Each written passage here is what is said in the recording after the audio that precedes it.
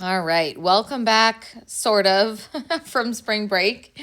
Um, we'll just kind of have to play it by ear this week. Like I said, I may end up with a kid in tow on Wednesday, or we may have to do something different again. I'm not quite sure. So just keep an eye on your email. But I will be there for sure on Friday. But we'll just have to play Wednesday by ear. Okay, so remember before we left, we did the first half of chapter 14. So this was talking about the specific steps that we go through when we talk about forming a solution. So this is the energy associated with these three steps. Give us an idea about whether or not a solution will dissolve. So, just trying to, I'm sorry, think of a summary. Well, let's just talk through the three steps, though. I think that'll be useful. Okay. So we have that first step where we talk about the solvent, the solute being broken up into its individual particles. Number 2, opening up holes in the solvent. And both of those take energy because they're breaking forces. And then we have the step where those come together and release energy. And that always releases energy. And the question is, does the energy that's required on these first two steps, is that energy that's required compensated by the energy that's released here? Now, it doesn't necessarily have to be more that's released, but it at least has to be comparable. So in this particular example, it's fine if the energy released is really big, like 120 kilojoules released, so we note that by saying negative, or if it was like 100 kilojoules released, or if it was only maybe, 80 or 90 kilojoules released. What we don't want to see is a very small amount of energy released in step 3 that isn't really enough to compensate for step 2. So it's definitely qualitative in that we don't always put numbers to it. So like in the examples we did here, it's fine if it's slightly endothermic, meaning there's a little bit less energy released. But if we have a big gap there where it's very endothermic, then that's probably not going to happen. Okay? So that's our quick overview of the steps required, and you do need to have an idea of how to predict how big or small each of these steps are based on the interactions that we're talking about. So the first two would just be general intermolecular forces. So for example, you've got a sugar molecule, you have to break those apart. That would be hydrogen bonding that you would be breaking, and you're trying to dissolve it in water. That would also be hydrogen bonds that you're breaking. And then you would look at what are the interactions between the sugar and the water to know how much energy is being released. In that example, it's also hydrogen bonding. Okay? So that'll give you an idea of the relative strength because dispersion forces are always weaker, hydrogen bonds are stronger, ion dipole are even stronger. All right. We kind of summarized this idea of all of these details of energy by the fact that we can use this idea of like dissolves like. Okay, meaning that if two things have the same polarity, either they're both nonpolar or they're both polar, then they will dissolve. Whereas if one is polar and one is nonpolar, it's unlikely. This only works for covalent compounds because if we're talking about ionic compounds, we have to look at the solubility rules. Okay, so covalent compounds, you can use like dissolves like and look at their polarity. If it's an ionic compound with water, then you have to look at the solubility rules. So I can't remember, it's been a week or so since I looked at the homework assignment, but I'm really hoping that it, tests you again on some of these solubility rules, so gives you an example. Let's say, calcium sulfide. Oh, that's listed right there. Let's do a different one. Magnesium Why do I keep coming up with the exact same examples? Magnesium and selenium. Okay, not a very common salt, but we can look at it.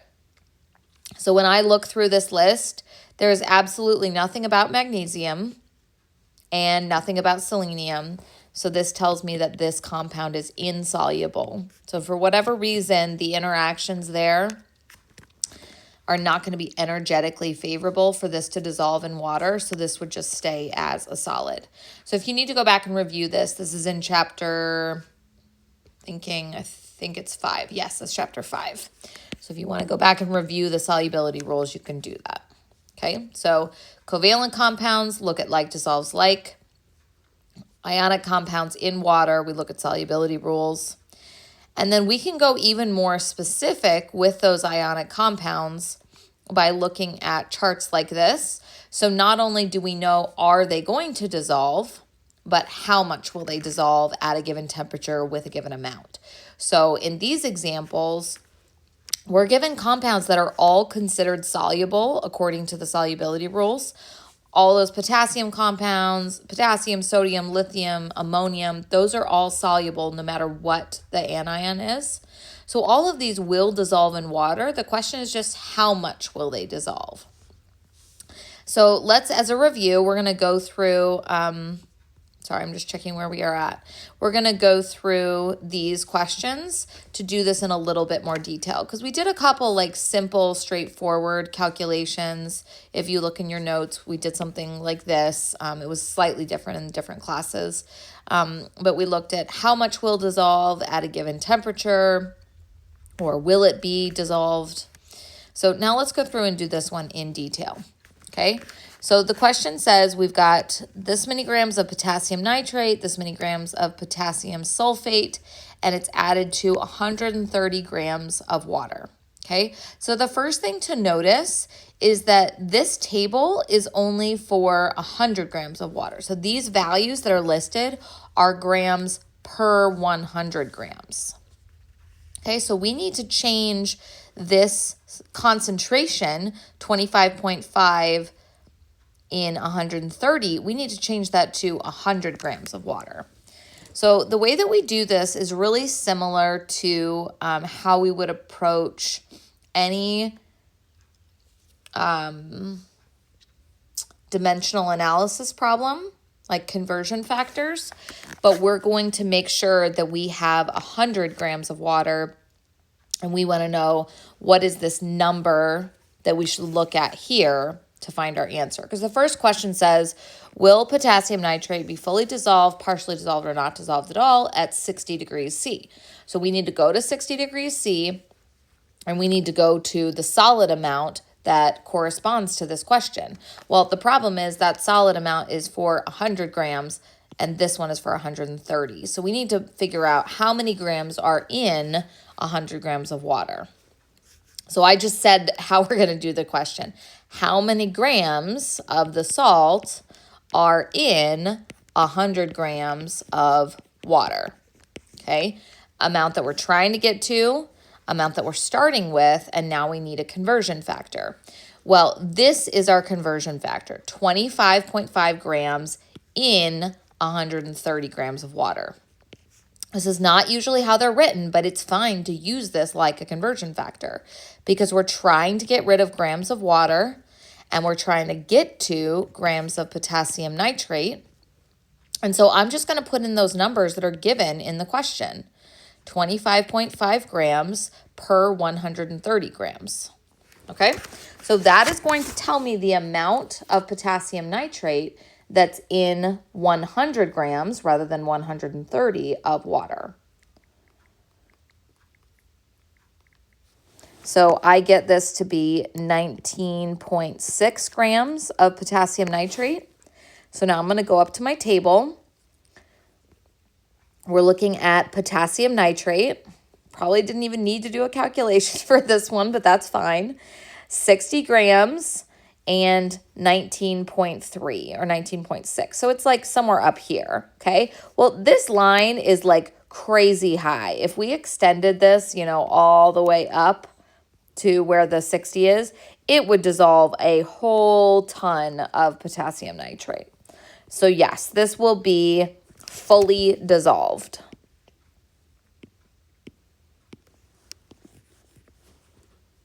Okay. Now, maybe on the next one, we should look and see if we can do it without calculating it. It was good to do a calculation, but, maybe we should just try and see if we can do it without one. Will potassium sulfate, so now we're looking at the other salt, be fully, partially, or not dissolved at 60 degrees? And then also, if the solution is cooled, what mass will crystallize? Well, I can pretty much guarantee we're going to have to... Sorry, it looks like those questions are kind of, like I forgot to put a space in here, or they're kind of inverted. So let's see. I think what I'd like to do is let's hold off on this question because it really belongs like right here. Kind of were paired up wrong. Okay, so let's look at the potassium nitrate question first. If the solution, so this solution that we've got 25.5 grams of potassium nitrate in 130 grams of water, we've calculated that that's 19.6 grams of potassium nitrate in 100 grams of water. Okay, so I'll just write in 100 grams of water. And it wants to know if we take this 60 degrees, we know it all dissolved at 60 degrees, and now we're cooling it down to 0 degrees, what mass is going to crystallize? Or another way of saying that is not be dissolved anymore. Because as you cool solutions, a lot of the times those crystals or the solid comes out of solution, meaning it was dissolved and now it turns back into a solid and sits on the bottom of the container. You can try this if you dissolve sugar into a hot liquid and then you cool it down. Let's say you put a cup of tea in the fridge. I mean, this usually won't happen with just a teaspoon or something of sugar, but if you put a lot in, dissolved it, and put it back in the fridge, it's probably going to settle out again to the bottom. All right, potassium nitrate, we're back on this one. So we said it was 19.6 grams, so we're right up here, but we're at 0 degrees Celsius. Well, it's telling us that at 0 degrees Celsius, let me erase some of this extra stuff here. I'm sorry I did not bring a cup of water with me this morning. It's downstairs. At 0 degrees Celsius, only looks like 12, 14, 15 grams of that potassium nitrate is going to dissolve.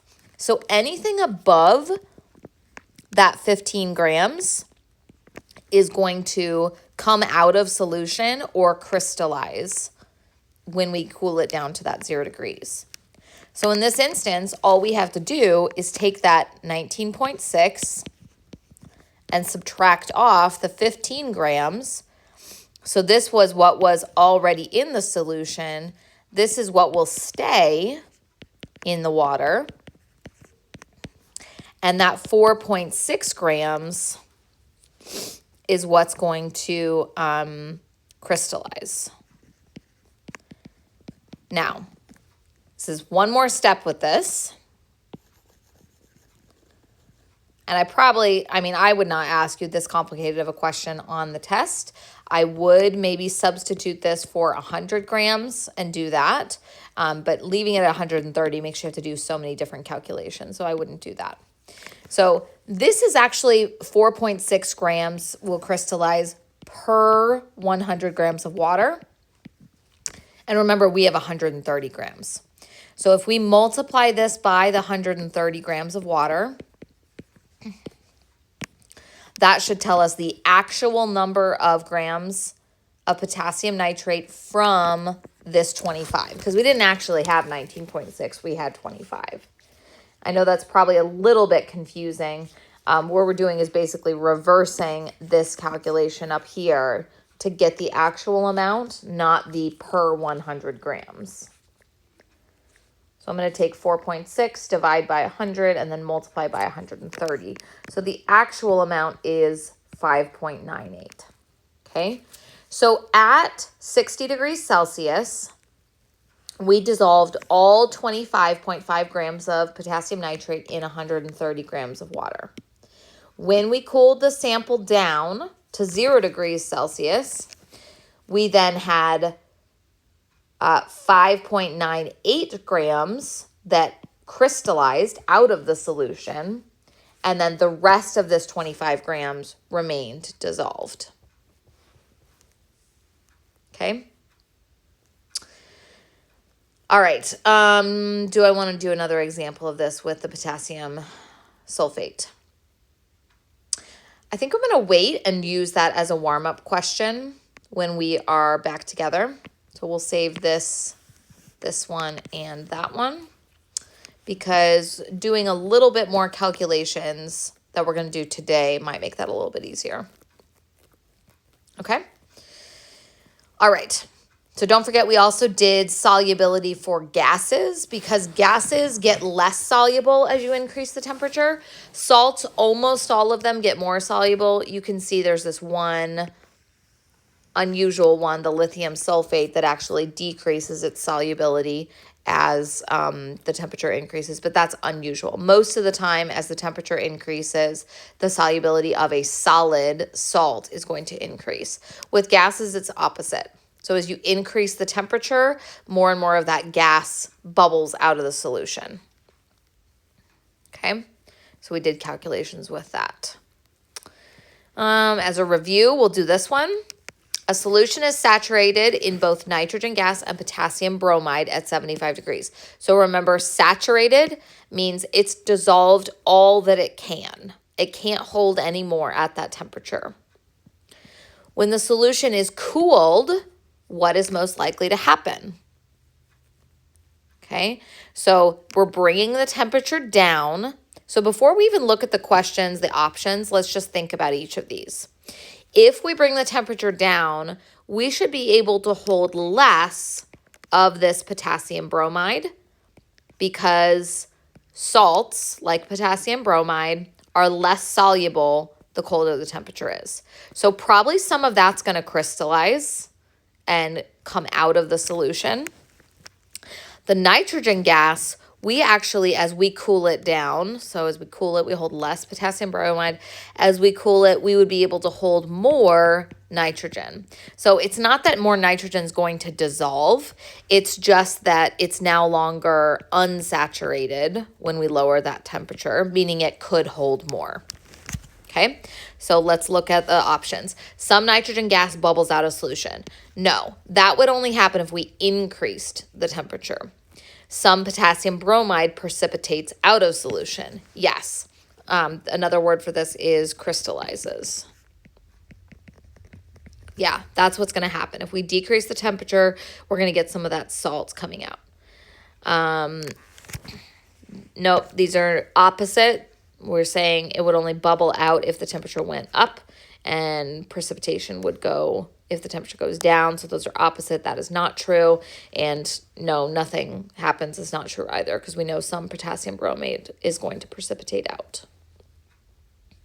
Think of it like this. If you have one of these curves, let's pick the potassium nitrate because that was what we were working with earlier, and you start at a higher temperature, let's say like 20 degrees, and we cool it down to 60. At 20 degrees, we can hold this much salt. As we cool it down, the amount of salt is dropping that we can hold. And that's why whatever is above this line, that's what's going to crystallize, because it can only hold this amount that's along that line. That's like what that question is asking. It's versus this one's a quantitative calculation of how much it can hold. This one's a conceptual calculation, or sorry, a conceptual question about how much it can hold. Okay. This is the new stuff for today. So this is what we're going to get through for today. I was going to decide if I should pause the video. I think we'll just go ahead. I may need to clip it into 2 pieces, but we'll just go ahead with it for now. Okay, so there are a lot of different ways that we can measure concentration. Remember, concentration is how much how much solute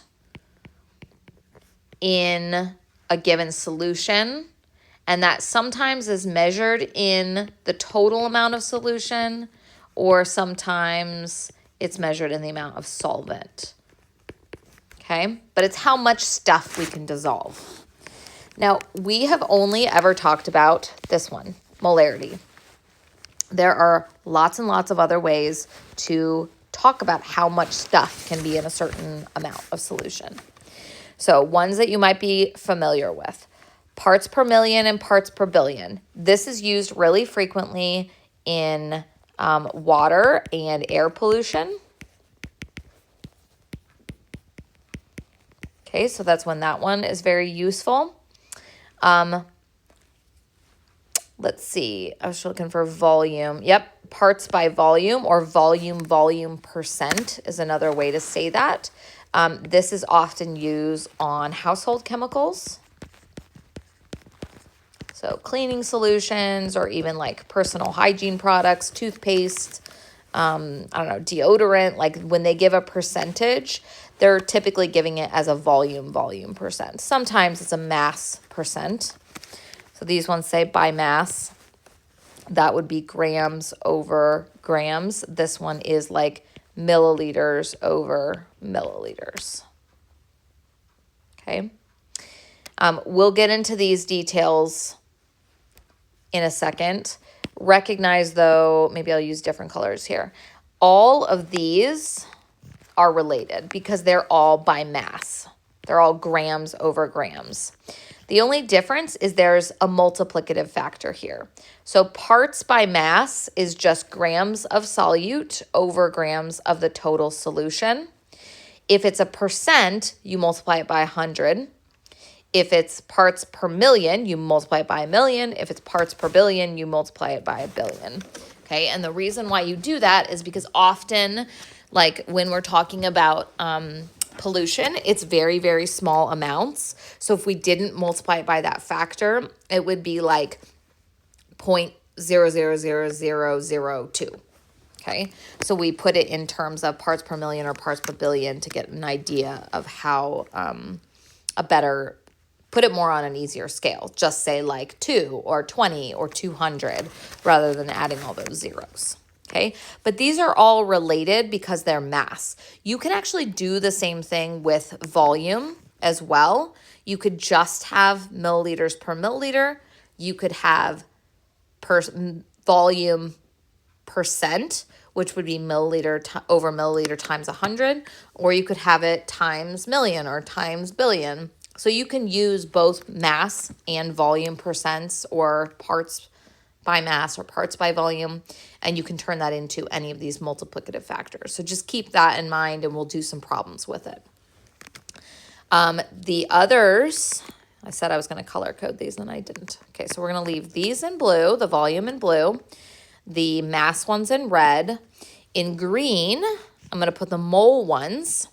So this is, again, fraction. So if you look, they always start with like a fraction. This says parts by mass. That would be fine to call this mass fraction as well. And we could call this volume fraction. And then if we multiply it by 100, that would be percent. So in the mole one, we have mole fraction, and then we can do mole percent, which is just mole fraction times 100.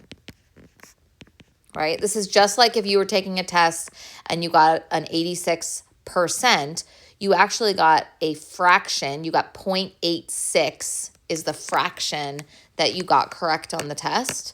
86 of 100 questions, or 8.5 questions of 10, or something like that. But we usually put it in percent, so it's just a little bit easier to understand. Okay, and then the last category that we haven't really yet talked about is amounts in terms of moles, but the bottom is something different. So in the mole fraction and mole percent, those are moles both on top and bottom. Whereas in molarity and molality, which has the symbol of a small m, that's going to be in terms of moles on top and then something else on the bottom. In molarity, it's the volume of the solution in liters. In molality, it's the mass of the solvent in kilograms. Now, I realize this looks very overwhelming. So let me show you in the exam equation sheet that it isn't quite as bad as it looks. Because I actually give you a lot of information in this units defined section. Okay, so you do not have to memorize exactly what all of these are from the notes. You need to understand how that translates into this and use these to remind you. Okay, so let me just, again, kind of put those color codes in. So the molarity and molality, we did that in purple. Okay, so molarity and molality are given here. Obviously, they're given with the abbreviations, not with the actual names, so you need to know that. But then the units and the thing the unit corresponds to is given in this units defined. So if you forget, is it kilogram solvent or is it kilogram solution, you come look at the exam equation sheet to remind yourself. Okay. The second one, let's see, did I use green? Make sure I be consistent here. Yeah, I use green for moles. Okay, the second one here is the mole fraction. Now, the only one given here is fraction. They don't give percent. If it was percent, you would just multiply it by 100. That's why I've given this generically down here. Percent is the fraction multiplied by 100. Parts per million is the fraction multiplied by a million. Parts per billion is the fraction multiplied by a billion. And you can apply this to mole fraction or mass fraction or volume fraction. Okay. The mass one was in red. Okay. So this is the mass fraction. Those should not be hard to understand. This is literally grams of the solute over grams of the solute plus grams of the solvent. In the mole one, it's moles of the solute over moles of the solute plus moles of the solvent. In the volume one, it's milliliters. You could actually do this as milliliters or liters because they'll cancel out, so it doesn't matter. With the grams, you could do it as grams or kilograms. I just like to keep it consistent, so I'm going to say it's milliliters. Milliliters of solute over milliliters of solute plus milliliters of solvent. Okay, so these three are incredibly similar. It's just, are you doing it by mass? Are you doing it by moles? Are you doing it by volume? And then if you need to scale it up, that's when you're going to use these multiplication factors. Okay, so again, lots of information. We need to spend some time applying it for sure. But here's where all of these units are defined so that you don't have to memorize exactly what all the definitions are. You just need to know what the symbol is. Like you're going to have to know that the X, that's mole fraction. Okay. You're going to have to know that the small m is molality, not molarity. And that's going to come with time. But, you know, I think there aren't too many that are hard to memorize because the other ones are just like volume, mass. Sometimes these are like, you'll see volume percents as V over V, volume over volume. You don't usually see mass over mass as M over M, but usually it's grams over grams. Anyway, there's just a couple other ways that you might see it abbreviated. And then a lot of the times when you do parts per million and parts per billion, or percent for that matter, they need to say percent by mass or parts per million by volume. They have to tell you what they're talking about. They can't just say parts per million. I've seen a couple questions in Pearson that does that, and that's not cool. They need to actually give you specific, is it by volume or is it by mass? Okay, it's sometimes implied in the question. All right, so how the rest of the day is going to go, and I'll probably pause this here and then come back and do all the questions. Whew, are we going to get through all of those? I want to save at least 2 of them to do in class together. See, I'm talking like I have to be in class on Wednesday, and I really should be. So we're going to figure it out. But we will do at least a few of these, and maybe I'll just do all of them, and then we'll revisit them in class. That's fine, because then you don't have to like go through every single one all at once. You can do some examples as you're working your homework or something. Okay, so I'm going to pause the video here. After I come back, I'm going to work each one of these problems with the assumption that you first tried the problem and then you came and watched me work it. Okay, so that is what I'm assuming you're doing. You are first looking at this problem. So before you even start part 2 of the video, you should look at this problem and calculate the molarity and calculate the molality. Then you come check your answers. You can even fast forward in the video and check your answers if you've gotten all the way through it. And if you have the right answer, then you don't need to watch me explain it, right? If you don't understand it, that's when you can watch the explanation. So you can kind of skip around in this video and do it at your own pace. This is actually a really good day to be doing this because it allows you to do it at your own pace. Okay? All right, so I'm going to pause the video here and we'll come back and do those questions in just a second.